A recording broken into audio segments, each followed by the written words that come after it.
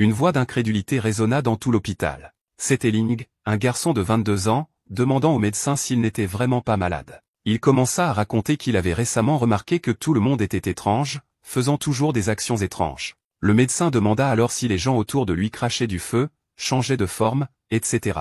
Ling fut surpris que le médecin ait vu juste, ce à quoi il lui dit de ne pas trop s'inquiéter. C'était une condition souvent vécue par les personnes âgées. Il révéla également que les otachus socialement déconnectés pouvaient en faire l'expérience, le frappant là où ça fait mal. Le médecin le congédia et appela le patient suivant. En partant, il entendit le médecin réparer le problème cérébral du patient à l'aide de Photoshop. Il se retourna avec une incrédulité exagérée, pensant que le médecin avait peut-être lui-même un problème cérébral. Le médecin expliqua comment cela fonctionnait comme un guide pour l'injection d'énergie spirituelle. Ling salua maladroitement et s'excusa. Il sortit, ne s'attendant pas à ce que le médecin soit comme ça. En sortant, les haut-parleurs annoncèrent l'entrée du monde dans une nouvelle ère, des gens manipulant le feu, certains ayant la capacité de transformer la pierre en or. Beaucoup de gens avec des capacités extraordinaires ont commencé à émerger dans la ville. Ce phénomène fut appelé la résurgence de l'énergie spirituelle. On pensait que les plantes et les animaux mutaient en même temps que les humains. Mais aux yeux de Ling, ils ressemblaient à des lunatiques car leur capacité était inexistante. Il pensa même que c'était lui qui était devenu fou.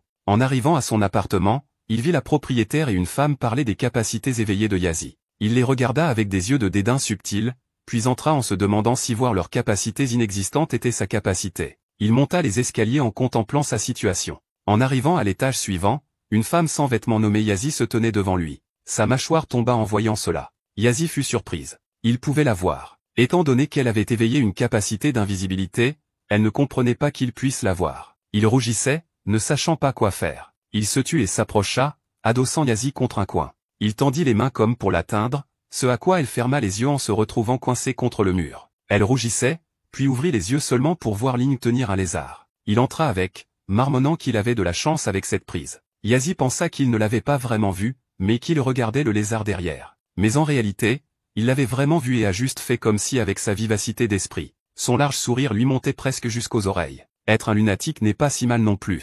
Mais ensuite, Yazi entra et le suivit. Il paniquait face à la situation. Elle scanna la pièce pendant que Ling pensait qu'elle était là pour confirmer s'il ne l'avait vraiment pas vu. Il plaça le lézard dans une bouteille d'eau, marmonnant qu'il était fauché et qu'il ne pouvait s'offrir que de la liqueur bon marché. Il sourit, confiant que son plan fonctionnerait. Il plaça la bouteille sur la table pendant que Yazi le regardait. Elle se pencha pour vérifier la bouteille. Cela ressemble à la liqueur médicinale de son père. Il s'assit sur le canapé et dit qu'il allait d'abord regarder un match. Yazi était derrière lui et surveillait chacun de ses mouvements, le mettant mal à l'aise. Il attendait qu'elle parte, rougissant en pensant que ce qu'elle faisait était une double torture flagrante. La télévision diffusait le match, et il fit semblant de regarder pendant qu'elle continuait à le surveiller. Elle vit alors l'opportunité, puis s'assit sur le sol. Son corps exposé était à la portée de Ling. Elle remarqua qu'il n'y avait aucun changement dans son expression. Pour le tester davantage, elle montra davantage ses atouts. Il réagit joyeusement tout en faisant passer cela pour sa réaction au match. Elle regarda la télévision, puis poussa un soupir de soulagement en concluant qu'elle était bien invisible à ses yeux.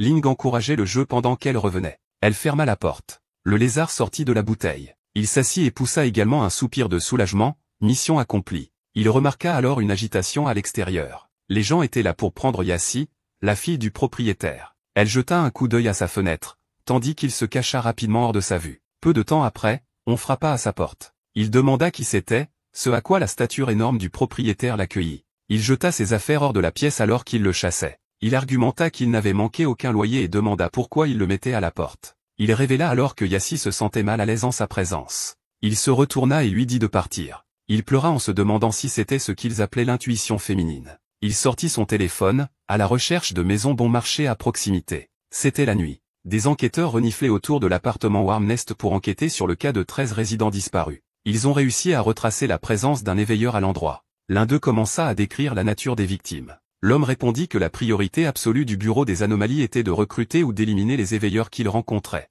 L'homme se vanta qu'ils étaient des éveilleurs de classe A, et qu'il n'y avait pas lieu de s'inquiéter. Cependant, ils jugèrent toujours nécessaire de faire preuve d'une prudence supplémentaire en entrant, ne sachant pas qu'eux-mêmes étaient tombés dans le piège sinistre. L'appartement apparemment ordinaire s'avéra être un terrain de chasse d'un monstre. Il était déjà trop tard quand ils s'en rendirent compte. Les dents du monstre se refermèrent. Dans son ancien appartement, Lan faisait ses bagages en se plaignant de se faire rembourser son argent. Il se moqua même du propriétaire qui avait dit que l'argent n'était plus son problème. Il ferma son bagage avec colère. Il était à court d'argent. Il s'allongea sur le lit, frustré, se demandant où il pourrait trouver une maison bon marché. Il parcourut son téléphone, déterminé à trouver un endroit bon marché. Il vit l'appartement Warm Nest offrant un loyer mensuel de 5 cents. Il fut ravi que ce soit même dans le centre-ville de Prine. Cependant, c'était trop beau pour être vrai, définitivement suspect. Mais il se leva quand même et prévoyait de voir l'endroit par lui-même. C'était la nuit. Ling se retrouva debout devant l'appartement Warm Nest. Il le regarda, devinant que le loyer mensuel à cet endroit devait être d'au moins plus de 10 000.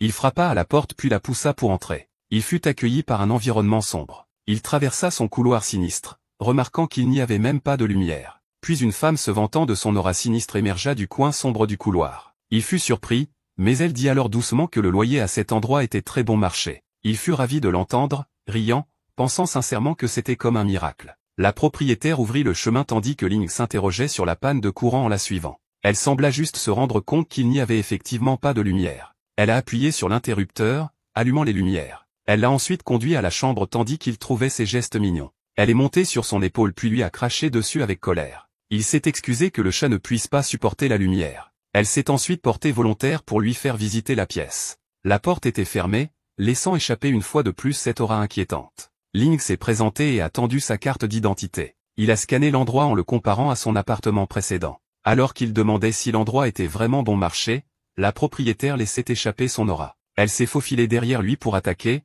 mais sa tentative a été interrompue car il a réussi à attraper quelque chose. Il tenait maintenant un chat en colère. Supposant que c'était lui qui avait ruiné les câblages électriques autour de la maison, elle a maladroitement essayé de trouver des excuses. Au fond d'elle, elle se demandait comment il était capable de supprimer avec désinvolture son pouvoir démoniaque. Elle le regardait fixement pendant qu'il admirait l'endroit sans s'en rendre compte. Il a ensuite frappé au mur pour tester ses capacités d'insonorisation. La propriétaire l'a regardé. Il semble qu'il n'ait rien remarqué d'étrange. Elle se demandait même s'il avait un artefact puissant sur lui. Ces artefacts émergent après la résurgence de l'énergie spirituelle. Autrefois des objets normaux qui ont développé diverses capacités, elle a souri sournoisement, complotant pour qu'il retire l'artefact. Ling a souri en disant qu'il s'était décidé, ce à quoi elle a jeté un regard noir perçant qui a provoqué un dysfonctionnement du détecteur de fumée. Il se demandait ce qui se passait tandis que la propriétaire se penchait plus près de lui d'une manière séductrice en s'excusant pour le désagrément. Elle lui a dit gentiment de se laver d'abord, ce qu'il a accepté. Il pensait que ce n'était pas un problème pour un endroit valant 500 $. Il souriait en allant se laver. La porte s'est fermée tandis que la propriétaire a révélé ses crocs alors que les choses semblaient aller dans son sens. Elle dégageait cette aura inquiétante, confiante qu'elle pouvait le gérer. La douche a été ouverte. Ling prenait tranquillement son temps pour se laver. Il se souvenait qu'il devait aller chercher de l'eau à l'époque juste pour prendre un bain, mais maintenant il peut toujours profiter de bains d'eau chaude quand il le souhaite. Il est entré joyeusement dans la baignoire en profitant alors que la porte derrière lui s'ouvrait. Il a été surpris en remarquant que cela recouvrait rapidement son corps et en demandant qui était là. La propriétaire, maintenant vêtue d'un costume de chat, est entrée dans la douche avec 4 chats. Il bavait à sa vue tandis qu'elle se jetait gentiment en avant pour l'attaquer. Il rougissait sans savoir pourquoi, pensant que c'était un jeu de rôle. Mais sachant qu'il n'était pas assez beau pour l'impressionner, il secoua la tête. Il a ensuite demandé si elle avait besoin de quelque chose de lui, suggérant qu'elle le laisse d'abord mettre ses vêtements. Mais la propriétaire a mal interprété cela et a pensé qu'un de ses vêtements était en effet un artefact contre elle. Elle a levé ses griffes, contrôlant ses vêtements par télékinésie pour les éloigner de lui. Les chats les ont ramassés et se sont enfuis, tandis que Ling courait désespérément après ses vêtements. Mais la dame Catland se tenait sur son chemin. Il serra les dents, mais il ne pouvait pas la dépasser car il hésitait. La dame Catland l'a de nouveau mal interprété, pensant qu'il le faisait pour éviter d'être dévoré par son énergie démoniaque. Elle a chargé en avant, sautant dans les airs au-dessus de Ling. Alors qu'il reculait, ils ont tous les deux été stupéfaits. Se retrouvant coincé dans un coin, il a procédé à la menacer avec sa fusée. Mais l'esprit félin dans le corps de la propriétaire s'est révélé, ne croyant pas tout ce qu'il venait de dire. Elle a continué à bondir vers l'avant, il n'a donc pas eu d'autre choix que de fermer les yeux et de l'arrêter. Il s'avança et serra dans ses bras la propriétaire féline, la surprenant. Il rougit en trouvant son corps doux et moelleux. Le chat lui a craché dessus avec colère. Il l'a ensuite repoussé alors que quelque chose semblait s'être déclenché en elle. Elle est tombée inconsciente tandis que le chat miaulait avec colère sur lui. Il s'est enfui, laissant Ling et la propriétaire sur le sol. Il tenait son corps inconscient dans ses bras, il se demandait ce qui se passait là-bas. Le chat a regardé en arrière, pensant qu'il devait s'échapper loin de cette personne puissante. Dans sa chambre, la propriétaire était allongée sur son lit. Ling se tenait à côté d'elle, soulagé qu'elle se soit évanouie car il n'aurait pas pu tenir si elle avait continué. Il était sur le point d'appeler les secours, mais son téléphone avait disparu. Il se souvenait que les chats avaient pris ses affaires et les avaient cachées quelque part. Il a abandonné l'idée et a plutôt décidé de sortir pour demander de l'aide. Dehors, un éveilleur de classe S nommé Thunder attendait. Il a fait remarquer la quantité écrasante d'énergie démoniaque émise par l'endroit. Puis il a vu Ling sortir de l'appartement. Il se souvenait qu'il y avait bien une personne à l'intérieur de l'appartement auparavant. Ling s'est approché de lui pour emprunter son téléphone, mais il a mal interprété cela comme un piège. Il a ensuite signalé que quelqu'un dans l'appartement était tombé malade et avait besoin d'aide de toute urgence. Thunder pensait qu'il essayait de l'attirer à l'intérieur de l'appartement et de l'attaquer. Il a offert son téléphone avec un sourire, complotant quelque chose. Il l'a remercié alors qu'il tendait la main vers le téléphone. Thunder a vu l'opportunité. Il a immédiatement attrapé son poignet. Il s'est ensuite présenté comme un éveilleur de classe S du bureau des éveilleurs. Il a ensuite invoqué des éclairs, semblant l'électrocuter. Thunder a fait remarquer que Ling n'a aucune trace d'énergie démoniaque. Pendant ce temps,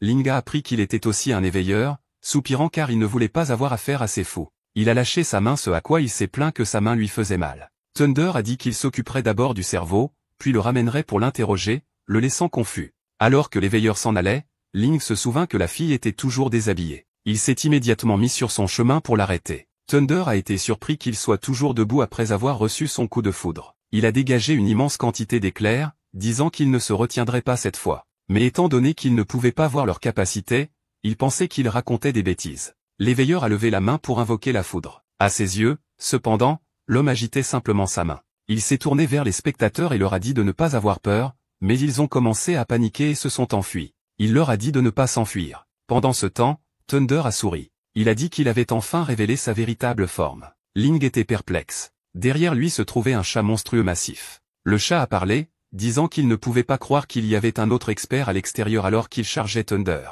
Il s'est préparé à libérer son armure de tonnerre alors qu'il tissait ses signes de main. Il a crié et le choc entre leurs pouvoirs massifs s'est ensuivi. Pendant ce temps, Ling était à la fois sans voix et perplexe. À ses yeux, Thunder et le chat dansaient simplement. Il a essayé d'intervenir car il y avait encore un patient nécessitant une attention immédiate. Mais les voyants continuaient à agir comme des fous, il a poussé un soupir de soulagement. Il n'avait pas le choix. Il a donné un coup de pied au chaton. Il s'est enfui alors qu'il lui lançait des menaces vides. Thunder a demandé où allait le chat, puis a couru après lui et a laissé Ling derrière. Il affichait un visage d'ignorance totale car il ne comprenait pas ce qui se passait. Il n'avait pas d'autre choix que de revenir en arrière et de transporter la patiente à l'hôpital, mais elle était déjà réveillée quand il est revenu. Il a souri et lui a suggéré d'aller à l'hôpital, mais elle était sceptique quant à son identité et a demandé qui il était. Il était surpris qu'elle l'ait déjà oublié. Il se souvenait des événements d'avant. Son comportement était suspect. Cela lui a fait penser que cette propriétaire était peut-être aussi une infirmière réveillée. Si c'était le cas, il craignait qu'elle n'ait aussi oublié sa promesse de le laisser rester là.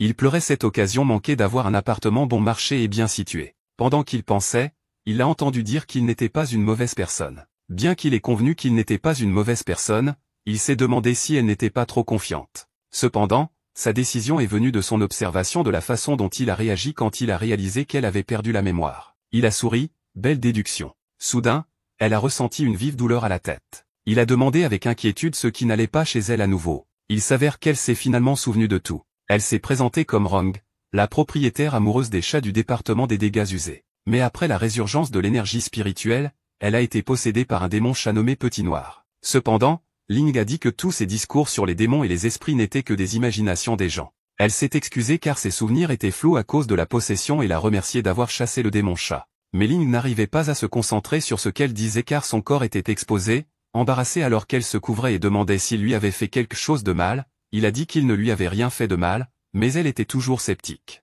Il a insisté sur le fait qu'il n'avait vraiment rien fait et qu'il l'avait sauvée à la place. Mais au fond, il était reconnaissant qu'il n'y ait aucune preuve restante, mais il n'est pas encore sorti d'affaire. Rong a demandé pourquoi il avait peur de la regarder en face. Il ne savait pas ce qu'elle voulait dire par là. Elle a conclu qu'il tramait effectivement quelque chose de sinistre. Pour sa défense, il a dit qu'il n'osait pas regarder son corps, mais elle n'a pas cru à cette excuse. Elle a pointé son doigt vers sa joue, lui demandant ce qu'il lui avait vraiment fait. Ling l'a calmé et a assuré qu'il allait se retourner. Il a fermé les yeux en faisant face à Rong, ce qui lui a valu son respect pour avoir fait preuve d'une étiquette de base. Il lui a ensuite demandé à quoi servaient les vêtements pour elle. Elle a répondu que c'était pour se tenir chaud. Cela donne une bonne image de soi et attire les garçons. Elle a ensuite parlé comme si elle était un chat, faisant remarquer que les humains n'avaient pas de fourrure chaude naturelle. Il était confus quant à ce qu'elle voulait dire en s'excluant des humains. Elle s'est excusée. Il s'avère qu'elle était encore influencée par le démon chat. Il a réfléchi à sa situation, pensant que son bon sens avait été déformé par le démon chat.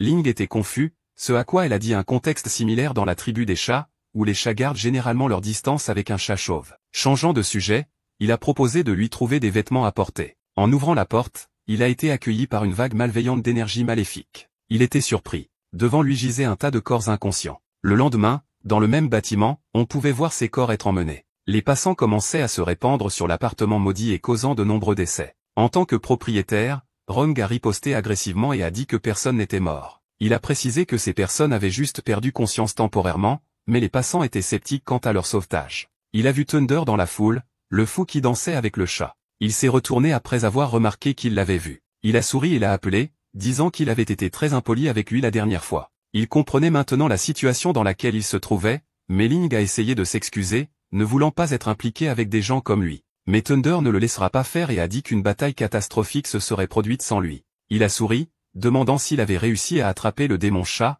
mais il a révélé qu'il avait réussi à s'échapper. Il pensait que c'était absurde car il n'y a personne qui pourrait attraper un chat à main nue. Il a ensuite enroulé ses bras autour de son épaule et lui a demandé de rejoindre le bureau des éveillés, mais il a dit qu'il n'était qu'une personne ordinaire et qu'il ne rejoindrait pas. Il s'est enfui, ne voulant pas reconsidérer. Sur un banc, on peut voir Ron assise, inquiète, regardant son téléphone. Il l'a ensuite salué et a demandé ce qui n'allait pas, ce à quoi elle lui a alors souri. Elle a parcouru joyeusement ses téléphones, puis lui a montré son loyer qui passait à 35 000 par mois. Il a été surpris et a demandé pourquoi elle avait soudainement augmenté, ce à quoi elle a répondu qu'elle n'avait pas d'autre choix car les gens n'étaient pas assez courageux pour emménager à nouveau après cet incident. Mais il savait qu'il n'avait rien à voir avec sa situation. Cependant, Ron a précisé qu'elle lui demandait de la parrainer tout en exhibant son corps. Il l'a regardé en rougissant, disant que son bon sens n'était pas encore revenu complètement. Elle a ensuite promis de couvrir le premier mois puisqu'il l'avait sauvé. Il a fait semblant d'être d'accord, mais a ensuite commencé à chercher de nouveaux endroits via son téléphone.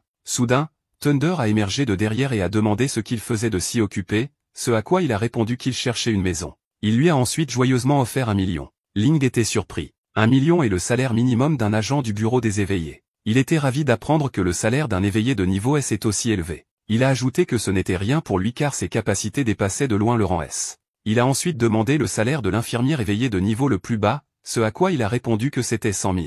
Il était extrêmement ravi d'entendre cela. Thunder a dit que seuls ceux qui avaient des capacités inutiles étaient placés au rang C, mais il pensait que c'était la meilleure option sans que personne ne fasse attention, mais qu'il était toujours payé. Il a souri à l'idée d'obtenir 100 000 sans rien faire. Il lui a ensuite demandé de le laisser rejoindre en tant qu'éveillé de rang C et rien d'autre. Thunder ne savait pas ce qu'il tramait, mais c'était bien tant qu'il pouvait le ramener d'abord au bureau. Au bâtiment, Thunder a demandé à Ling de le suivre. Devant eux se trouvait une voiture de luxe élégante, révélant que c'est l'un des nombreux avantages qu'un dirigeant peut obtenir, mais il n'était pas vraiment intéressé par ces choses. De simples voitures de luxe ne le feront pas trop s'impliquer avec ces fous. Pendant ce temps, il a mal interprété cela et a dit qu'il était un vrai maître pour avoir de nobles sentiments envers la gloire et la fortune. Cependant, Ling vérifiait toujours la voiture de luxe, pensant que c'était un gaspillage. Thunder lui a ouvert la porte et lui a poliment demandé d'entrer, mais ensuite une voix interrompue. C'était Rong, à qui il a dit qu'il pouvait maintenant se permettre le loyer. Mais elle a révélé que son loyer avait augmenté à 50 000 par mois,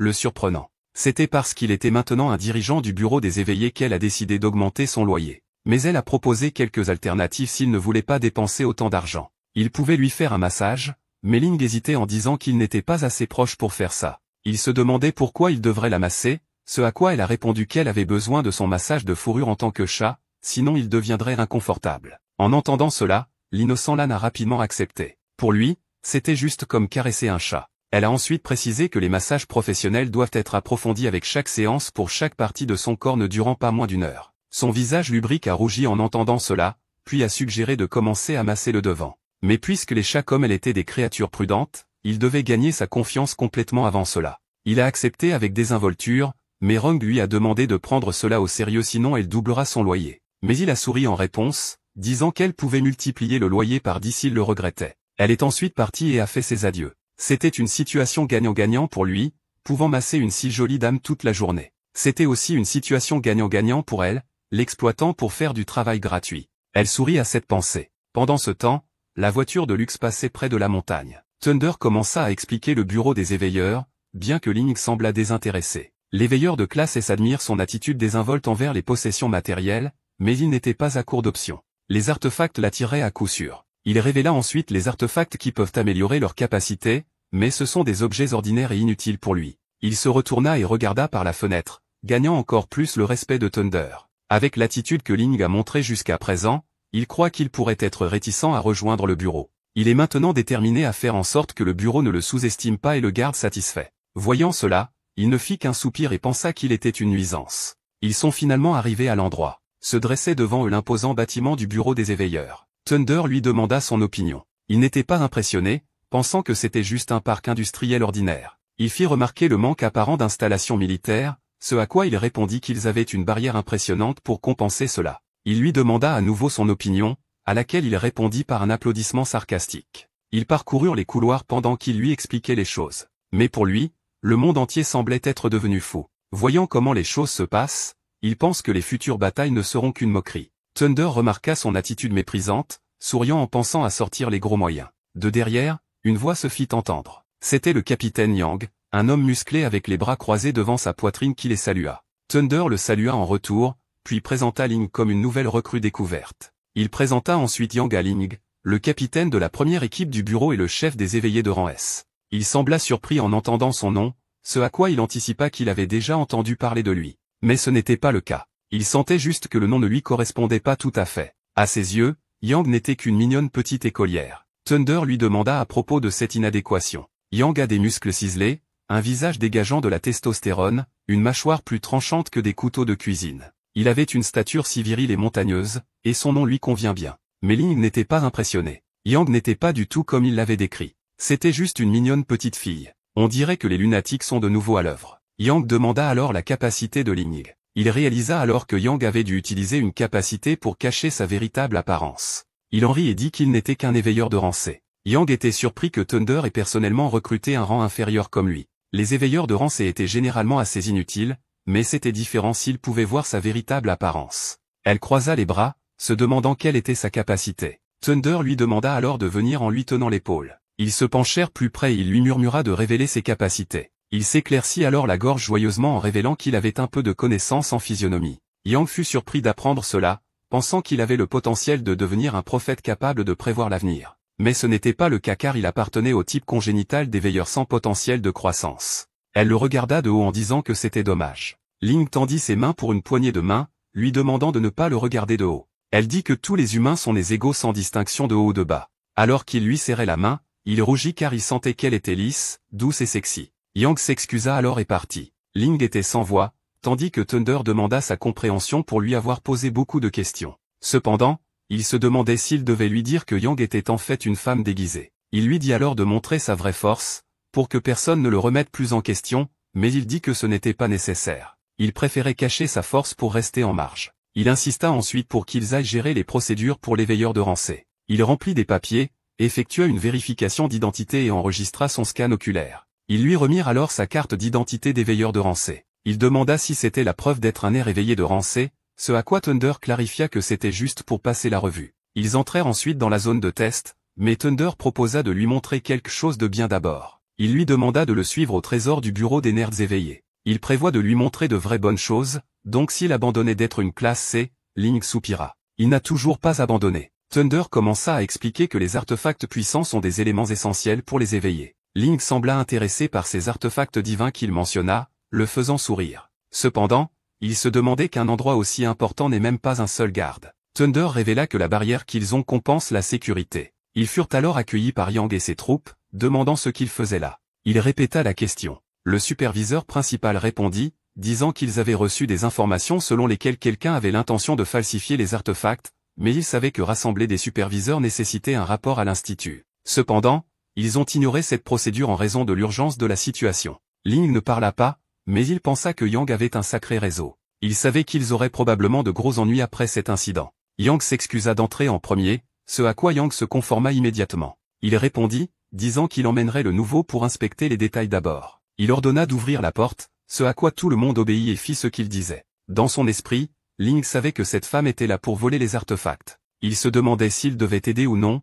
le mettant dans un véritable dilemme. Mais ensuite, il a pu penser à une idée brillante. Soudain, Yang rougit. Il s'avère qu'il lui tenait l'épaule alors qu'il lui pétrissait les muscles. Il profita du fait qu'elle était une femme se déguisant en homme. En la mettant mal à l'aise par le contact physique, il vit soit à lui faire révéler sa véritable forme, soit à la faire fuir. Il soupira, pensant à quel point il avait trop sacrifié pour sa carrière. La porte s'ouvrit tandis qu'un de ses hommes se tourna vers Yang qui rougissait du contact physique de Ling. Elle reprit ses esprits, puis lui dit qu'ils pourraient s'entraîner ensemble plus tard. Il renonça alors à l'idée de l'attraper car cela ruinerait son image. Thunder proposa de devenir son partenaire d'entraînement, ce à quoi il répondit qu'il n'y en avait pas besoin. À l'intérieur, ils scannèrent tous les trois l'endroit. Il la heurta à l'épaule, la mettant mal à l'aise. Elle se tourna vers lui alors qu'il s'excusait d'être distrait. Elle demanda alors comment un rancé comme lui pouvait supporter la pression énergétique des artefacts, pensant qu'il avait une capacité spéciale. Thunder révéla qu'il utilisait le pouvoir spirituel pour le protéger. Puis il la questionna pour avoir réagi si fortement quand Ling l'a heurté. Elle s'excusa en disant qu'il était sur ses gardes puisque l'artefact pourrait être volé. Elle ajouta qu'il aurait été mort si elle n'avait pas été capable de reculer. Yang lui dit alors de l'emmener et de partir dès que possible car il pourrait drainer son pouvoir spirituel. Il regarda en arrière, pensant qu'il ne pouvait se permettre aucune variable inattendue dans ses plans. Ling leva le menton et regarda vers le haut, puis s'accrocha à Yang et lui demanda de le protéger. En voyant ça, Thunder pensa que Ling essayait de se rapprocher de Yang car il gardait ses distances avec lui. Il était sur le point de proposer quelque chose, mais Yang avait déjà accepté sa suggestion. Au fond d'elle, elle prévoyait de l'utiliser comme chair à canon pour distraire Thunder en cas de combat. Ling lui prit le bras et la remercia, ce à quoi elle répondit qu'il n'était pas nécessaire de rester aussi proche. Il dit que c'était pour la sécurité, s'accrochant à ses bras même en sachant que c'était une femme. Elle le regarda, attendant avec impatience de le punir pour ses actes insolents. Il se tenait devant l'artefact. C'était un morceau de règle de jade, rien de spécial. Yang tenait le boîtier en verre, ce qui incita immédiatement Thunder à la réprimander pour cela. Elle sourit, le soulevant et disant qu'elle avait besoin de l'inspecter minutieusement. Ling observa la situation, pensant que les affaires urgentes exigeaient des actions rapides. Il attrapa soudainement sa poitrine sous le prétexte qu'il y avait une mouche, la mettant extrêmement mal à l'aise. Elle hurla alors, le frappant au visage avec le boîtier en verre. Il tomba par terre, grimaçant de douleur. Thunder demanda à Yang. Sa voix sonnait comme celle d'une femme. Elle ne répondit pas et lui assena immédiatement un coup de pied. Alors qu'il était projeté en arrière, il lui demanda ce qu'elle faisait. Elle se contenta de sourire, puis révéla finalement sa véritable forme, une petite fille mignonne. Thunder fut surpris, interrogeant son identité. Ling tenait son visage enflé, apparemment surpris par sa capacité de transformation. Il chargea alors en avant pour la maîtriser, mais elle déchaîna la puissance de l'artefact divin pour l'attaquer. Elle se moqua alors de lui pour avoir des problèmes avec une petite fille comme elle. Thunder fut maîtrisé à la place, tandis que Ling les regardait avec une expression désespérée. Elle se tourna vers lui, pointant la règle de jade sur lui. Il dit avec dédain qu'il ne représentait aucune menace pour elle. Il souhaitait qu'elle le laisse partir. Elle menaça alors de lui couper les bras parce qu'il l'avait touché plus tôt. Il argumenta qu'il l'aidait à chasser une mouche, ne sachant pas qu'elle était réellement une fille. Mais elle n'accepta pas ses excuses et chargea en avant avec sa règle. Il ferma les yeux en essayant de se retenir de frapper une femme. La règle était à quelques centimètres de son front, ce à quoi elle demanda comment il avait pu garder son calme même en étant si proche. Il essaya de trouver des excuses pour dissimuler le fait qu'il n'avait aucune capacité. Il pensa qu'il avait agi conformément à ce que l'on attendait de lui. Mais elle dit alors qu'il devait lutter pour se relever, sanglotant et implorant sa miséricorde face à son aura et aux artefacts. Il soupira. C'était trop embarrassant de coopérer. Yang était fasciné que sa défense mentale soit plus forte que celle d'un éveillé de rang S malgré son rancé. Il ferma les yeux, pensant que tout irait bien tant qu'il n'exposerait pas qu'il n'a aucune capacité. Soudain, elle attrapa son col. Elle plaça la règle de jade près de son cou, menaçant de le tuer. Avant que Yang ne puisse agir, des voix se firent entendre se précipitant dans l'endroit. Elle sourit, remarquant qu'ils étaient venus assez vite. Elle sauta alors au pour s'échapper, atterrissant en douceur sur le sol. Elle dit qu'elle le laisserait partir cette fois. Thunder était inquiet qu'elle s'échappe, demandant à Ling de se dépêcher et d'agir. Mais il fit alors comme s'il avait le vertige, le confondant. Il dit qu'il avait été assommé, mais il n'y crut pas et lui demanda d'arrêter cette femme. Cependant, il s'en fichait complètement. Il continua à faire comme s'il était un faible. Thunder n'eut d'autre choix que d'abandonner, disant qu'il s'assurerait qu'il ne soit pas exposé. Le bureau a besoin d'effectifs, et il devra suivre le processus de recrutement par lui-même. En entendant sa promesse, il prit la carte et se conforma immédiatement. Alors qu'il s'en allait, Thunder ne put s'empêcher de soupirer face à son attitude. Au bureau, plusieurs personnes exhibaient leurs capacités. Cependant, ces personnes ne lui semblaient être que des lunatiques. Il vit alors quelqu'un qu'il reconnut. C'était Yassi dans son mode invisible. Elle fut surprise en le voyant, disant qu'il pouvait réellement la voir. Il paniqua en se souvenant de ce qui s'était passé à l'époque, mais il réagit rapidement, faisant immédiatement un numéro d'acteur improvisé. Il fit semblant de ne pas la voir. Son jeu d'acteur était impeccable. Elle fut finalement convaincue. Elle le regarda alors qu'il s'en allait. Elle désactiva alors son mode invisibilité, puis l'appela. Il fit semblant de ne la voir qu'à ce moment-là. Elle demanda alors quand elle s'était éveillée, ce à quoi il répondit il n'y a pas si longtemps. Elle demanda sa capacité, ce à quoi il répondit que c'était quelque chose comme la divination. Il pensa qu'elle était trop insistante. Elle en déduisit alors qu'il n'avait pas encore été évalué, s'accrochant à son bras alors qu'elle se portait volontaire pour l'Y emmener en tant qu'amie. Mais Ling connaissait son intention cachée. Elle voulait juste confirmer ses capacités. Il se libéra alors de son emprise, disant qu'il ne connaissait pas d'amis qui expulsent les gens. Il exigea alors qu'ils gardent leur distance les uns des autres. Elle cligna seulement des yeux en le taquinant, l'appelant un fantôme ennuyeux. Il se retrouva alors à frapper à une porte. Il fut accueilli par un homme, lui demandant son identité. Il se présenta, puis l'homme lui dit de le suivre. Il dit que les capacités étaient testées avec un équipement spécialisé et que la puissance peut être améliorée avec l'entraînement. Il comprit que c'était la raison pour laquelle Yassi n'avait plus besoin d'enlever ses vêtements pour devenir invisible. Il le conduisit alors à l'appareil de puissance d'énergie spirituelle qu'ils avaient développé. Mais pour Ling, ce n'était rien de plus qu'une simple charrette à bras. Il dit que ces chariots étaient équipés de formations spéciales pour mesurer la puissance d'une personne. Pour la capacité, ils ont juste besoin de l'expliquer au testeur. Il tint alors le chariot, qui lui ressemblait à une simple charrette à bras. Il visait à le déplacer au niveau C. Il tomba au sol en le poussant. C'était si léger. Le testeur était ravi. C'était un air éveillé de rang A. Cependant, sa cible n'était que le rang C. Il le ramena alors au niveau C, confondant le testeur. Il lui dit de sortir d'abord. En sortant, il demanda si l'instrument avait mal fonctionné. Il demanda alors le résultat du test, mais le testeur abasourdi ne put comprendre que l'appareil affichait un rang A et était passé au niveau C. Il sourit malicieusement. On dirait qu'il n'a rien vu. Il se tourna alors vers lui et demanda sa capacité. Il trouva le résultat du test suspect, pensant qu'il était lié à sa capacité. Il l'écarta comme de la simple chance. Le testeur était encore confus, ce à quoi Ling a répondu qu'il pouvait changer sa chance aléatoirement. Le testeur a remarqué que c'était une capacité peu fiable dans les moments cruciaux. Il l'a tout de même enregistré comme rambé avec un salaire mensuel de 200 000. Il poussa un soupir de soulagement après que son bluff ait fonctionné. C'était presque la nuit. Le testeur lui a donné sa carte de salaire et quelques notes pour les nouveaux employés du bureau. En regardant son salaire, il était ravi. De retour dans son appartement, Rong attendait. Il lui a demandé ce qu'elle faisait dans sa chambre, ce à quoi elle a répondu qu'il était temps de travailler pour elle. Ling n'avait aucune idée de ce qu'elle voulait dire, ce à quoi elle lui a rappelé le travail de massage. Elle s'est soudainement retrouvée sur lui, le déconcertant. Il a rougi. Elle ne plaisantait pas à propos du brossage de fourrure. Il lui a ensuite attrapé la taille et a pressé son corps contre le sien. Il lui caresse le menton, la rendant extrêmement ravie. Il pensait que la possession du démon chat avait complètement changé son bon sens et ses habitudes. Il s'est laissé emporter et a touché son cœur, ce qui lui a immédiatement fait ressentir une douleur vive. Rong lui a mordu les mains pour avoir touché la zone interdite du clan des chats. Il a balayé cela comme un accident et l'a exhorté à continuer. Cependant, elle s'est levée et lui a dit de s'entraîner davantage pour la prochaine fois. Puis une voix de l'extérieur s'est fait entendre, le rendant confus car il savait que personne n'osait louer cet endroit maudit.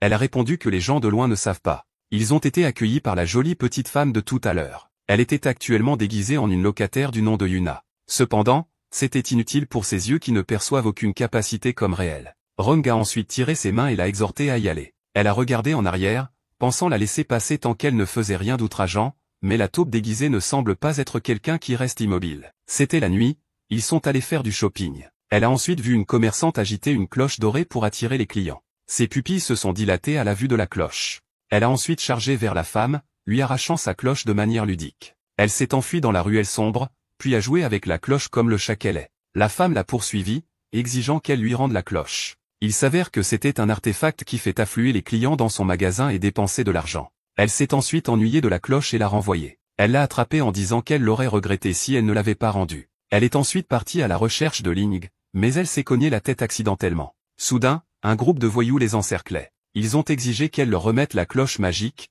ce à quoi elle a demandé pourquoi ils voudraient la lui prendre, mais les voyous connaissaient sa valeur réelle et l'ont menacé de la lui remettre. La femme était inquiète pour sa vie, puis l'un des voyous a remarqué une beauté derrière eux. Ils l'ont regardée avec des désirs lascifs dans leurs esprits. Ils se sont tenus grands, essayant de la contraindre à la soumission, mais elle a ensuite pris une pose de chat, amusant tout le monde. Soudain, un chat noir a émergé du haut de la clôture. Tout le monde était sur ses gardes, tandis que Rong se tenait à l'ombre de son compagnon. Pendant ce temps, Ling la cherchait. Il a cherché les endroits où les chats aimeraient être. Soudain, il a entendu un cri de désespoir d'un endroit pas si lointain l'alarmant. Rong était allongé sur le sol. Les voyous ont révélé que l'endroit avait été scellé par une barrière. Le chat s'est avéré être le chat démon, lui disant qu'elle avait besoin du pouvoir du démon chat. Le chat lui a léché la jambe, puis a grimpé par son épaule alors qu'il essayait de l'inciter à l'accepter à nouveau. Soudain, une voix s'est fait entendre, faisant se retourner tout le monde. C'était Ling, se moquant du chat démon puant. Le chef des voyous a ordonné à tout le monde de l'arrêter et de récupérer la cloche. L'un des voyous a lancé son sort de lien contre lui.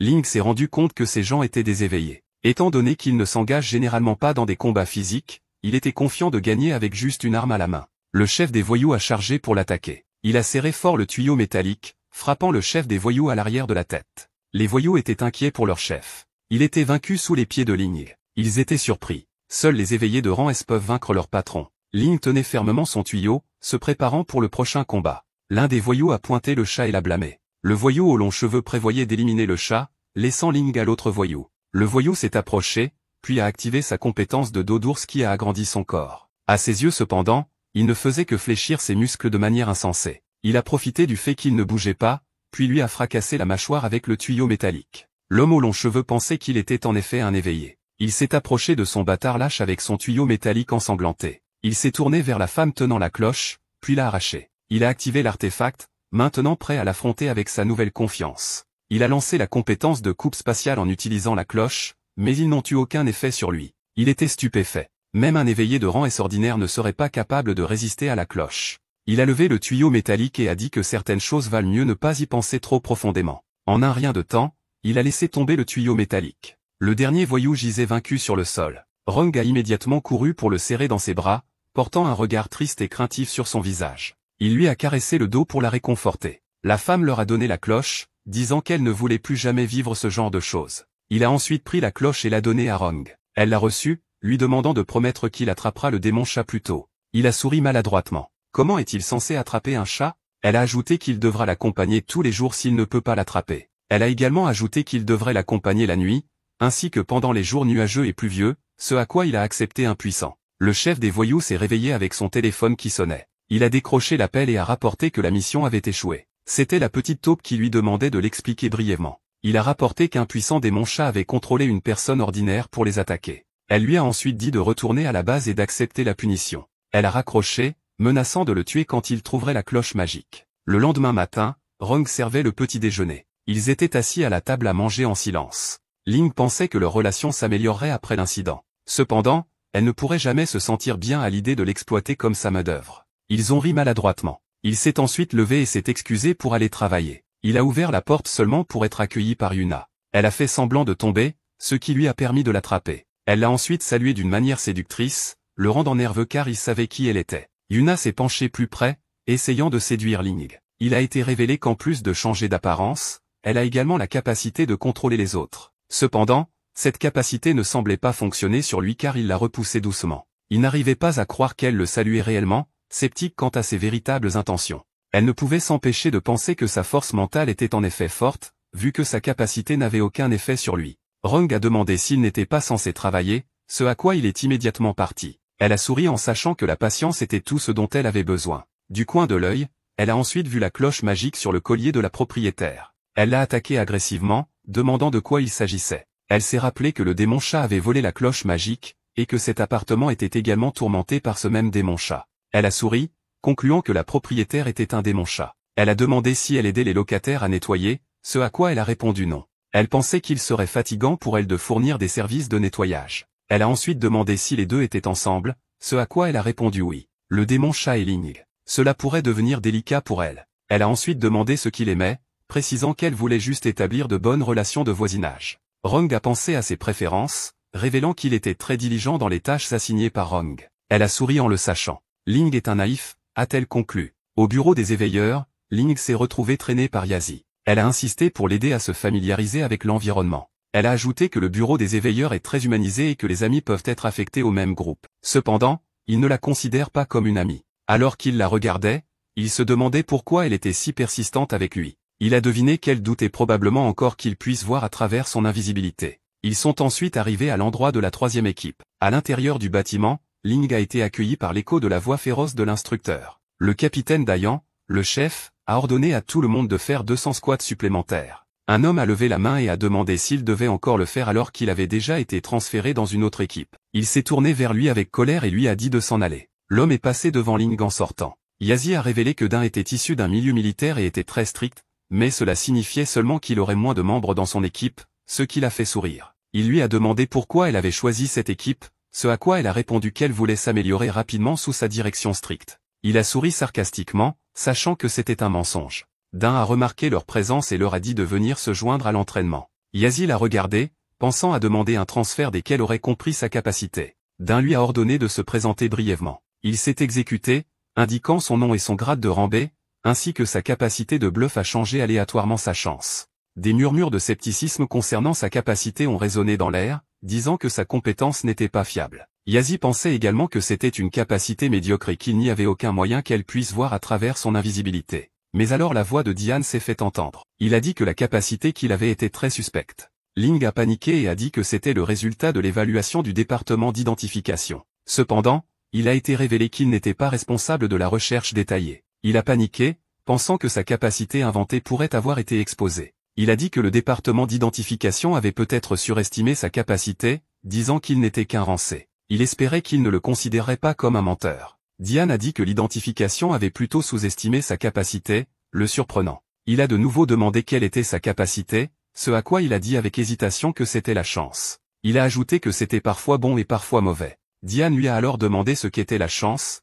puis a crié que c'était quand le monde entier change à cause d'une personne. Il a pointé ses doigts vers lui, incluant qu'il avait la capacité de contrôler le monde entier. Dion était extrêmement ravi et lui a assuré qu'il l'aiderait à trouver la bonne direction et à améliorer ses capacités. Ce n'était pas ce que Ling avait prévu de faire. Il a ensuite enroulé ses bras autour de son épaule et a fait une remarque joyeuse sur son potentiel illimité. Yazi a alors levé la main et a demandé si sa capacité pouvait l'immuniser contre les capacités des autres. Après une analyse approfondie, il a conclu que sa probabilité d'immunité est extrêmement faible. Cependant, elle reconnaît toujours qu'elle existe toujours. Diane a ensuite assuré qu'elle s'occuperait de lui correctement s'il devenait immunisé contre les capacités et la tirait dessus, mais elle ne pouvait pas se sentir tranquille. Elle doit déterminer s'il l'a vraiment vu ce jour-là ou non. Ling s'est alors tourné vers lui et a demandé s'il avait déjà vu des capacités permettant de voler ou de disparaître dans les airs. À son avis, ces soi-disant capacités n'étaient que des fantasmes de ces personnes. Cependant, il se demandait si quelqu'un pouvait vraiment voler dans le ciel. Il a révélé qu'aucune personne possédant de telles capacités n'a encore été découverte.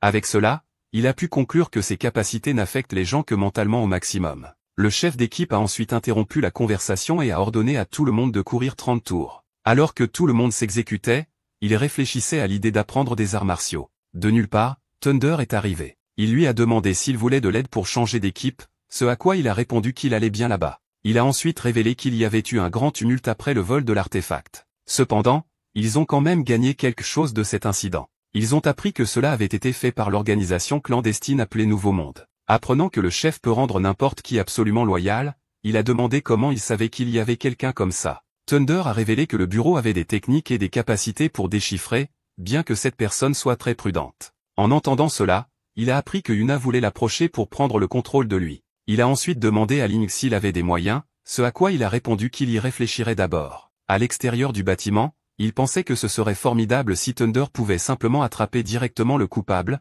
mais il a réalisé les implications de son échec. Elle contrôlerait un tas de gens chaque jour pour l'embêter. Il a secoué la tête, pensant qu'il devait trouver un plan infaillible. Soudain, il a entendu une voix familière. C'était Yuna qui était interrogée par Thunder lui-même. Elle a ensuite appelé Ling, l'incitant à demander s'ils se connaissaient. Il a réalisé qu'elle essayait intentionnellement de l'entraîner dans des ennuis. Il a dit qu'elle n'était qu'une voisine qui avait emménagé il y a quelques jours. Thunder a de nouveau demandé s'ils se connaissaient, ce à quoi il a précisé qu'il ne connaissait que son nom et rien d'autre. Au fond de lui, il encourageait Thunder à saisir l'opportunité de maîtriser le nouveau chef du monde. Il s'est ensuite excusé d'être impoli et lui a poliment demandé de coopérer, mais elle a ensuite contrôlé un homme nommé Yushin. Il a attrapé l'artefact, puis l'a levé en riant. Il l'a cassé immédiatement, incitant Thunder à le maîtriser immédiatement. Voyant la situation se dérouler, Ling était sans voix. Il a ramassé les morceaux brisés de l'artefact, remarquant qu'il était déjà inutilisable. Il a exigé avec colère qu'il donne le nom de son maître, ce à quoi il a pointé Yuna. Thunder ne voulait pas le croire,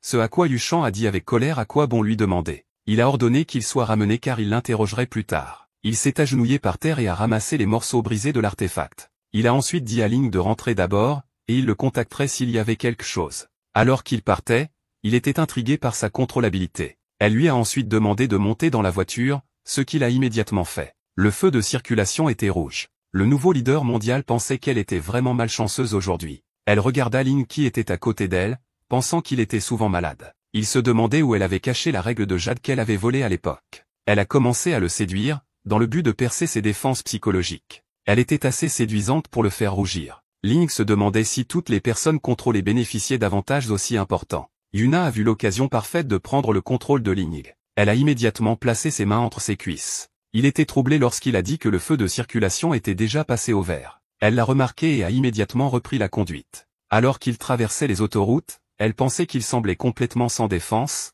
tant physiquement que mentalement. Elle sourit en sachant qu'il ferait un bon chien léchant s'il était bien dressé. De retour à l'appartement, elle a essayé de complimenter sa cuisine. Elle a également fait irruption pendant qu'il se douchait, tentant même de flirter avec lui devant Rong. La propriétaire en avait assez de ses pitreries et lui a crié dessus, la chassant de la pièce. De retour au bureau des éveillés, Ling passait son temps à la salle de sport. Il regarda Yazi qui portait à nouveau sa tenue. Il pensa ensuite qu'il ferait semblant de ne pas la voir tant qu'elle ne le dérangerait pas. Mais la voilà à nouveau, debout devant lui. Elle a sorti une aiguille pointue, la pointant à un pouce de ses yeux. Il était furieux au plus profond de lui, mais il ne pouvait pas réagir. Elle visait à exploiter ses réactions instinctives pour déterminer s'il pouvait voir à travers son invisibilité. Un membre du groupe l'a ensuite appelé, l'exhortant à manger avec eux. Il accepta alors que Yassi retirait rapidement son aiguille. Fatigué de ses innombrables tentatives de le déranger, il a alors comploté quelque chose. Il se leva et marcha, se cogna le pied, puis fit semblant de trébucher et tomba sur Yassi. Il est tombé sur elle,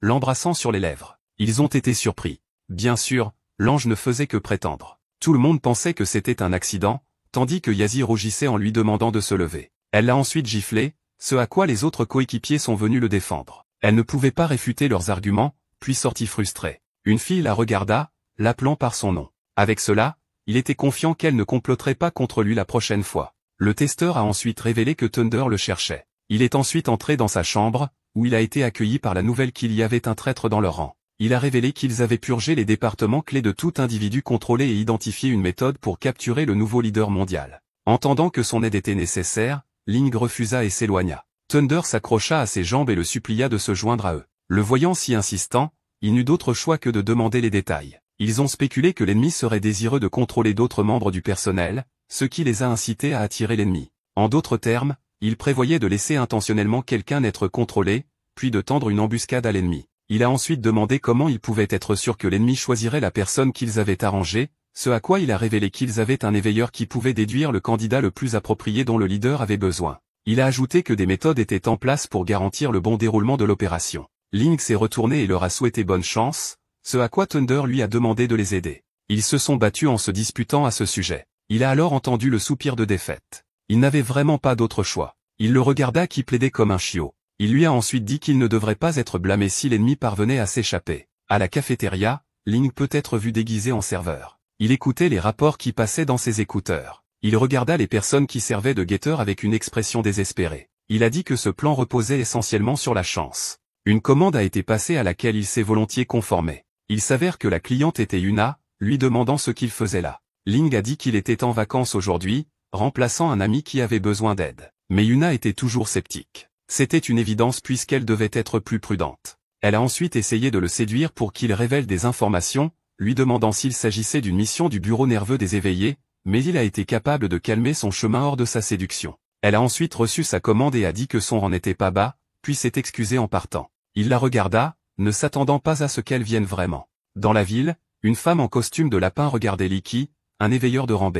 La femme lapin visait à le manipuler. Il s'avère qu'elle était le nouveau leader mondial déguisé. Licky regarda son téléphone alors qu'il devenait impatient de l'attendre. Elle est ensuite venue et il a dit qu'il pensait qu'elle ne voulait plus vendre la carte en édition limitée. En la voyant, il rougit alors qu'elle demandait où elle était. Le nouveau leader mondial déguisé a essayé de le charmer, puis est parti car elle avait déjà terminé son travail. Soudain, des agents du bureau ont ordonné à tout le monde de rester où ils étaient. Ils ont maîtrisé Licky alors qu'ils activaient la barrière. Elle leva les yeux alors que le filet de retenue était déployé dans le ciel, réalisant juste qu'elle était tombée dans leur piège.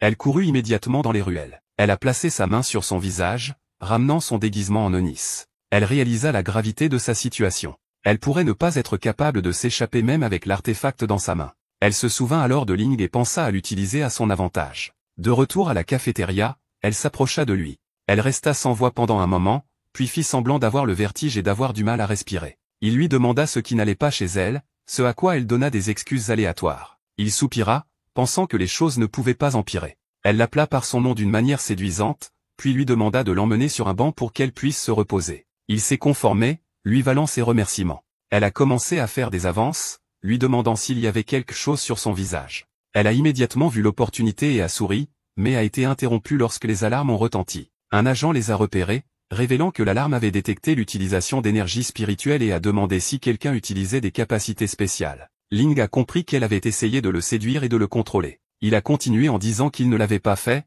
mais elle a saisi ses manches, puis a dit à l'agent qu'elle ne se sentait pas très bien et était venue là pour se reposer. Il s'est alors levé pour riposter, mais elle lui a couvert les lèvres et s'est penché plus près alors qu'elle lui ordonnait de se taire. L'agent devenait méfiant de ce qu'il faisait. Il lui a saisi les mains, puis a précisé qu'il n'utilisait aucun pouvoir pour le moment. Ils se sont alors embrassés, partageant un moment passionné de chaleur, ce qui a choqué l'agent. Alors qu'ils ont cessé de s'embrasser, Ling semblait absent. L'agent a interrogé son identité, ce à quoi il s'est présenté comme un air éveillé de Rambé de l'association des nerds éveillés. Il lui a ensuite saisi la taille et a dit que sa petite amie ne se sentait pas bien. Elle a décidé de laisser tomber car les individus contrôlés choisissent automatiquement la meilleure façon de protéger leur maître. Elle sourit, prenant enfin le contrôle de Ling. Un autre agent se demandait ce qui se passait. Le premier agent a signalé la situation. Yuna regarda Ling, se demandant s'il était vraiment sous son contrôle total. Il s'est ensuite présenté comme un agent éveillé d'association neuronale, l'a attrapé et a déclaré qu'elle était sa petite amie. Bien que surprise, elle s'est accrochée à lui et a dit qu'il était son petit ami. Elle a décidé de coopérer sachant qu'il faisait cela pour la protéger. Cependant, l'agent restait sceptique. D'un autre côté, il se demandait si ses actions étranges étaient destinées à le contrôler. Mais puisqu'il avait déjà profité d'elle, il a décidé de l'aider. Il afficha un large sourire et leur demanda de les guider pour le test. Il la poussa alors à y aller. Ils firent la queue près de la machine de test, Ling réfléchissant à un moyen de l'aider à échapper à la détection de l'instrument. Il s'est ensuite vanté joyeusement d'avoir sauté la file d'attente immédiatement, ce qui leur a valu des réactions malheureuses de la part des autres éveillés. Les agents ont dit à tout le monde qu'ils étaient des suspects, ils se concentraient donc sur eux. Uni ne pouvait s'empêcher de penser que Ling était plutôt intelligent pour quelqu'un sous son contrôle. Thunder est entré en scène et a demandé ce qui causait toute cette agitation. Il a calmé les éveillés géniards, puis s'est tourné vers un autre agent et lui a dit de le suivre. Il a garanti leur identité et a dit qu'il n'était pas nécessaire de les tester. Cependant, la personne qu'il recherchait possède un artefact de déguisement. Avec cela, il a demandé à Ling le code secret plus tôt, auquel il le lui a dit. Thunder éclata de rire et confirma son identité, mais l'agent était sceptique et demanda si Ling était contrôlé. Mais étant plus fort qu'un rang S, Thunder savait que Ling ne pourrait jamais être contrôlé par l'ennemi. Il s'avança alors et se porta garant de l'identité de sa petite amie. Il tapota l'épaule de l'agent et dit qu'il lui faisait confiance, puis lui ordonna de partir. Il se tourna ensuite vers lui, incrédule qu'il ait une petite amie. Yuna intervint en disant qu'ils avaient eu un désaccord à l'époque. Elle embrassa ensuite sa joue en disant qu'ils avaient déjà arrangé les choses maintenant. Thunder les congédia ensuite tous les deux. En partant, Ling s'excusa intérieurement d'avoir délibérément échoué à l'opération et promit de se rattraper bientôt.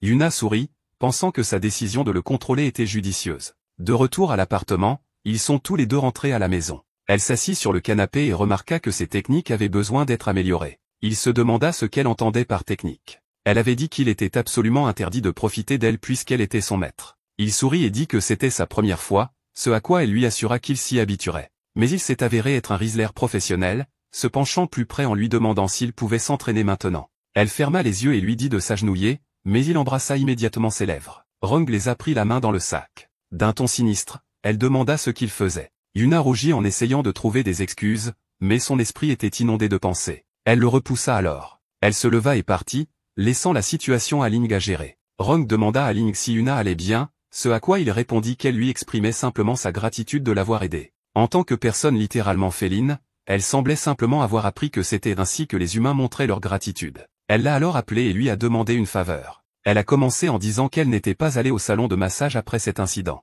Il a commencé à lui caresser le menton en compatissant avec elle. Elle a ensuite commencé à se rapprocher, se dorlotant dans la chaleur de son corps. Elle a eu ce regard rêveur sur son visage, puis a immédiatement embrassé ses lèvres. Il a été surpris et a demandé ce qu'elle faisait, ce à quoi elle a répondu qu'elle ne faisait que montrer sa gratitude. Ils se sont ensuite câlinés joyeusement sur le canapé. Le lendemain matin, on peut voir Ling sortir de l'appartement. Eunaksa est venu par hasard et lui a dit de monter dans la voiture. Il a remarqué qu'elle semblait un peu bizarre aujourd'hui. Dans son esprit, elle pensait qu'elle ne pouvait plus se permettre de mouvements imprudents. Alors qu'il la regardait, il espérait silencieusement qu'elle ne se rendrait pas compte qu'il n'avait pas été contrôlé pour de vrai. Elle lui a ensuite donné son premier ordre de recueillir des renseignements essentiels pour elle, mais il n'était qu'un éveilleur de rang B, n'ayant aucune connexion ni soutien. Elle a demandé s'ils étaient en bons termes avec Thunder, mais il a révélé qu'il était dans une situation difficile et qu'il n'avait pas le luxe d'aider les autres. Puisque le souverain de Jade est manquant, il était principalement responsable de sa récupération dans un délai d'1 mois. Elle lui a alors ordonné de fournir des résultats et a assuré qu'il n'était pas seul dans cette lutte. Il s'est conformé et ils ont traversé l'autoroute. Il accepta pour l'instant pour éviter de éveiller ses soupçons. Au bureau des infirmières éveillées, Ling a continué à se comporter comme son petit ami. Il l'embrassa sur la joue avant de partir, puis lui fit ses adieux comme le ferait un petit ami typique. Cela l'a vraiment énervé. Ling a commencé à faire des tours de piste comme d'habitude pour son régime d'entraînement quotidien. Une voix s'est fait entendre l'appelant, ce qui l'a fait se retourner. Il a vu Yassi avec une fille, lui demandant comment il allait. Il a dit qu'il allait bien. Elle lui a ensuite présenté sa meilleure amie, Kingu. Elle lui a lancé un regard furieux, le confondant. Yassi l'a également remarqué et lui a demandé. Elle a ensuite adopté un ton poli et lui a offert de l'eau. Il la remercia et tendit la main pour la prendre. Il pensait qu'elle essayait de l'empoisonner. Kingu lui a demandé ce qui n'allait pas, mais il a changé de sujet et a posé des questions sur sa capacité. Elle a dit qu'elle n'avait aucune capacité et a insisté pour offrir l'eau, mais il savait qu'elle mentait et a insisté pour lui demander sa capacité. Yassi est intervenu et a défendu King en disant qu'elle était une personne au cœur bon et délicate. Ling a deviné que sa capacité était de faire croire inconditionnellement les gens en elle. Yassi a fait remarquer qu'elle était même gentille de lui offrir de l'eau. Il la lui a ensuite offerte puisqu'elle semblait si jalouse, mais Kingu a fortement réagi et a renversé la bouteille. Yassi était confuse alors qu'elle ne pouvait pas trouver d'excuses. Ling a demandé si elle craignait que son amie ne boive l'eau suspecte. Elle l'a défendue et a dit qu'elle ne ferait jamais de mal à personne.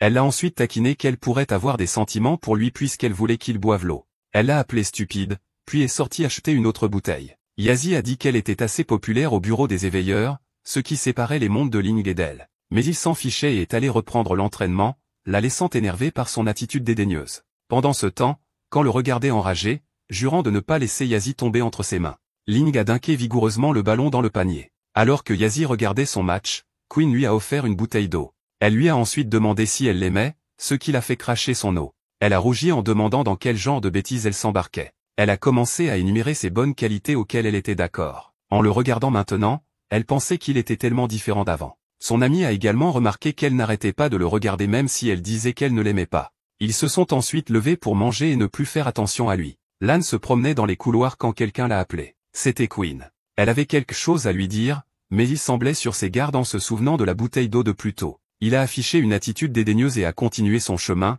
ce à quoi elle a répondu avec une épaisse lame qui a failli embrasser son cou. Il a paniqué, demandant ce qu'elle voulait. En regardant la lame, il pensait à la désarmer. Elle a souri en disant qu'il l'avait remarqué. Elle lui a offert la lame pour essuyer sa sueur, le déroutant. Il a pleinement compris que sa capacité était de faire croire aux gens en elle inconditionnellement. Et en ce moment, elle utilisait sa capacité en désignant le couteau de cuisine comme une serviette. Si elle parvenait à le placer sous son influence, il ne pouvait pas imaginer ce qui lui arriverait. Il resta là alors qu'elle continuait à lui offrir le couteau de cuisine. Il l'a ensuite repoussé d'un geste brusque, lui disant de ne plus l'ennuyer. Elle était furieuse en entendant cela, se demandant s'il était vraiment affecté par sa capacité. Elle lui a demandé si elle l'avait offensé, précisant qu'il avait déjà quelqu'un qu'il aimait et qu'il ne voulait pas la trahir. Elle a demandé qui c'était, et il a révélé que c'était Yassi. Queen se sentait condamné alors qu'il n'était pas sérieux avec ce qu'il disait et l'utilisait simplement comme bouclier. Avec ça, elle était maintenant déterminée à le tuer. Elle a ramassé le couteau de cuisine, l'alarmant avec son changement soudain de comportement et d'humeur. Elle a ensuite dit qu'ils devraient être de très bons amis aussi puisqu'il aime sa meilleure amie. Il était d'accord avec sa déclaration, tout en lui demandant de garder ses distances. Dans son esprit, il pensait que cette femme ne respectait pas les règles. Elle s'est ensuite approchée de lui et a offert d'essuyer la saleté sur son cou avec son couteau. Il serra les dents. Cette folle est déterminée à le tuer, mais son esprit vif lui a permis de penser à un plan immédiat. Il lui a donné une accolade pour signifier leur amitié. Elle a essayé de riposter et de se libérer de ses bras, mais ils ont été vus par Yassi. Queen l'a appelée par son nom, puis s'est approchée d'elle pour essayer de dissiper le malentendu. Elle a fortement refusé l'idée qu'elle était intéressée par lui, a même utilisé ses capacités pour la convaincre. Ling a vu cela, confirmant ses hypothèses sur sa capacité. Jouant, il a attrapé sa taille et a exploité le bluff de Kang, la mettant mal à l'aise. Mais elle ne pouvait pas se retourner contre lui puisqu'elle venait d'utiliser sa capacité pour convaincre Yassi. Elle n'avait pas d'autre choix que de sourire et d'accepter qu'ils étaient les meilleurs amis du monde. Voyant sa capacité à retenir, il était impressionné. Soudain, ils ont tous les trois été convoqués pour une réunion. Gwen s'accrochait au bras de Yassi alors qu'il suivait. Dans la salle de réunion, le chef d'équipe, Din, les a informés du monstre de rang S dans la partie sud de la ville. Yassi a demandé quel genre de créature c'était, ce à quoi il a répondu en allumant la télévision. Ling a été surpris. Ce n'était autre que le démon chat. Din a continué à expliquer que le démon chat devient plus fort en dévorant des âmes. Tout le monde était incrédule en apprenant que même 3 chefs d'équipe n'avaient pas réussi à le vaincre. Ling a compris que c'était la raison pour laquelle il continuait à s'attaquer aux locataires. Alors que le chef d'équipe renvoyait tout le monde, il leur a conseillé d'être prudents et d'éviter d'approcher la partie sud de la ville. Il savait que le démon chat allait certainement s'en prendre à Orong pour qu'elle soit son nouvel hôte. Avant qu'il ne puisse partir, Dun a attiré son attention. Il lui a offert des dortoirs vacants pour qu'il puisse temporairement quitter la partie sud de la ville, mais il a refusé. Cependant, il insistait pour qu'il soit prudent. Ling a répondu en s'humiliant, disant qu'il n'était pas assez exceptionnel pour être ciblé par le démon chat. Mais ensuite, il lui a exprimé sa gratitude de lui avoir enseigné malgré le fait qu'il ne montrait aucun progrès dans sa capacité. En partant, le chef d'équipe pensait qu'il était dommage d'avoir un membre qui était assidu mais qui manquait de capacité. De retour à l'appartement, il était temps pour la séance de massage nocturne de Rong. Il s'est plaint que le canapé était trop étroit, ce à quoi elle a proposé de trouver un espace plus grand. Elle les a ensuite exhortés à aller dans sa chambre, ce qu'il a trouvé assez inapproprié. Cependant, ce n'était pas inapproprié pour l'innocente Orong qui ne voit aucune intention malveillante. Ils se sont ensuite blottis joyeusement sur son lit. Il lui a ensuite demandé si le démon chat n'était pas venu la déranger ces derniers temps. Elle a continué à se prélasser dans sa chaleur en disant qu'elle n'avait rien remarqué. Il la regarda joyeusement, pensant qu'elle n'était pas différente d'un chat. Il a ensuite rougi en voyant sa belle silhouette. Il a pensé à l'utiliser puisqu'ils sont maintenant assez proches, mais il a de nouveau ressenti une vive douleur dans ses mains. Elle lui a mordu la main en miaulant. Il s'est excusé et lui a demandé de se détendre, puis ils ont continué à se câliner. Lan jouait avec sa vie sur la ligne en testant différentes choses. Soudain, les lumières se sont éteintes. Il a ensuite demandé si Orong avait oublié de payer la facture d'électricité,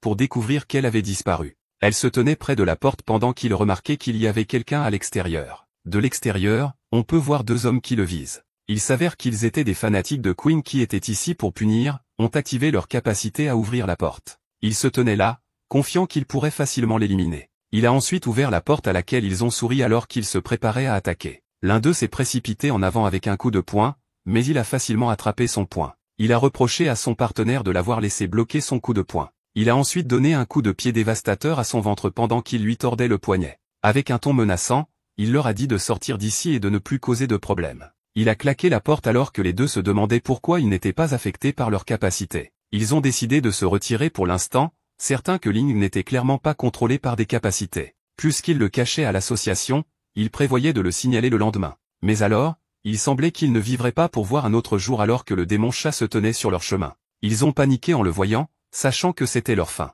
Le lendemain matin, Ling a mis Rong au courant avant de partir au travail. Il a jeté un coup d'œil à la porte de Yuna, se demandant pourquoi elle ne s'était pas présentée depuis des jours. Elle était techniquement sa petite amie, et elle commençait un peu à lui manquer. Soudain, son téléphone a sonné. C'était Thunder qui l'appelait. Il a ensuite été surpris en apprenant la suspension, ce qui l'a fait s'enfuir avec urgence. Ling a vu Thunder dans un tablier alors qu'il révélait qu'il avait été rétrogradé de son poste. Il s'est excusé de ne pas avoir pu attraper le nouveau chef du monde et a causé sa rétrogradation, ce à quoi il a seulement haussé les épaules. Au fond de lui, il se sentait mal d'avoir laissé Yuna s'échapper. Il lui a tapoté l'épaule et lui a assuré qu'il pourrait retrouver son poste en un rien de temps. Yang est alors apparu et s'est moqué de lui à propos de ce qu'il allait faire pour être promu. Thunder a rétorqué en laissant entendre que c'était sa faute s'il était au département de la logistique. Cependant, il méprisait toujours le département de la logistique, qui était loin des lignes de front. Il est ensuite parti, laissant Thunder furieux. Il a continué à expliquer que le précédent Yang était trop doué pour se déguiser. Il a dit que l'artefact avait été volé et qu'il n'était même pas sur les lieux,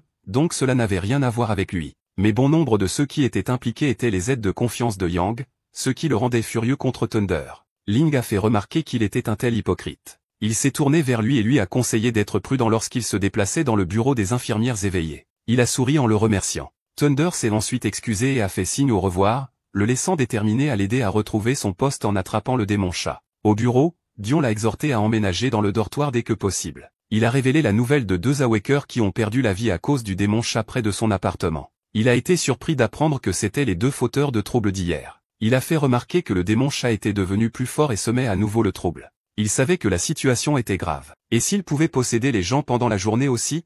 Il a immédiatement pensé à Rong, puis s'est excusé d'urgence. Il a couru dehors, son téléphone sonnant alors qu'il essayait de la contacter. Il est arrivé à l'appartement et l'a appelé, mais même son ombre n'était visible à l'intérieur de l'endroit. Il a deviné qu'elle avait été emmenée par le démon chat. Il s'est enfui, dans le but de la retrouver dès que possible. Au poste de police, il l'a immédiatement signalée comme personne disparue. Il a ajouté qu'elle avait disparu depuis 1 heure, mais la police avait besoin de preuves concrètes qu'elle était en danger ou il devait attendre 24 heures. Cependant, il a été révélé que le personnel officiel est tenu de coopérer avec les agents lorsqu'il s'agit d'incidents liés aux capacités. Il leur a demandé d'envoyer quelqu'un de compétent et d'accéder à toutes les images de surveillance à proximité. Puis une voix s'est fait entendre, les faisant se retourner. C'était Yao, une policière stagiaire qui semblait insatisfaite de l'attitude de l'éveillé. Cependant, des vies sont en jeu, alors il a immédiatement exigé qu'elle l'emmène à la salle de surveillance.